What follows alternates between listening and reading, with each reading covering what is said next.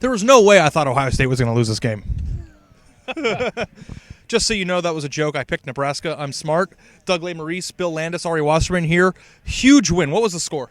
62 to 3. Ohio State over top 10 Nebraska. But that was a pretty good win. Probably Ohio State's best win of the season.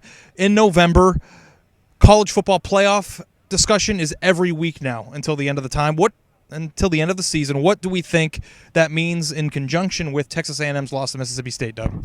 I think Ohio State becomes the best one-loss team in the country, which I thought maybe they would be last week. The committee saw Texas A&M as that, not only the best one-loss team, but ahead of an undefeated Washington team. I think Ohio State could absolutely leap straight into Texas A&M's spot in the top 4, but I think regardless, they're ahead of Louisville, which they already were.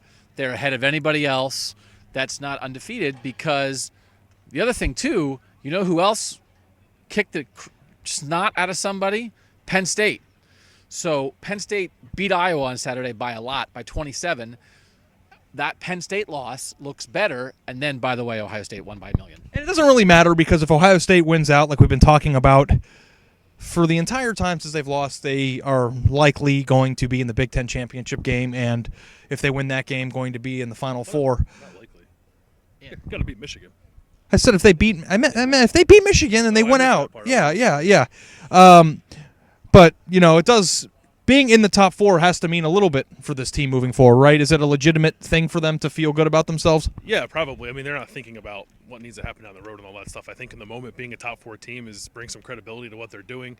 And I think, agreeing with Doug, everything that he said, the thing that the committee likes is wins over teams with winning records, which is, in my opinion, a little bit of BS. But I think it's going to change to teams ranked that you beat, and Ohio State has done more of that than Texas A&M has. And I don't know, Texas A&M might have one more chance to do it this year, but it doesn't matter because they lost. So Ohio State's in the driver's seat as the best one-loss team.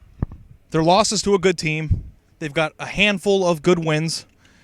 This is a team to keep tabs on, as we surely will as the season goes on. Bill Landis, Doug Maurice, Ari Wasserman, thanks for keeping up with all of our coverage, and we'll be covering everything moving forward. Thanks.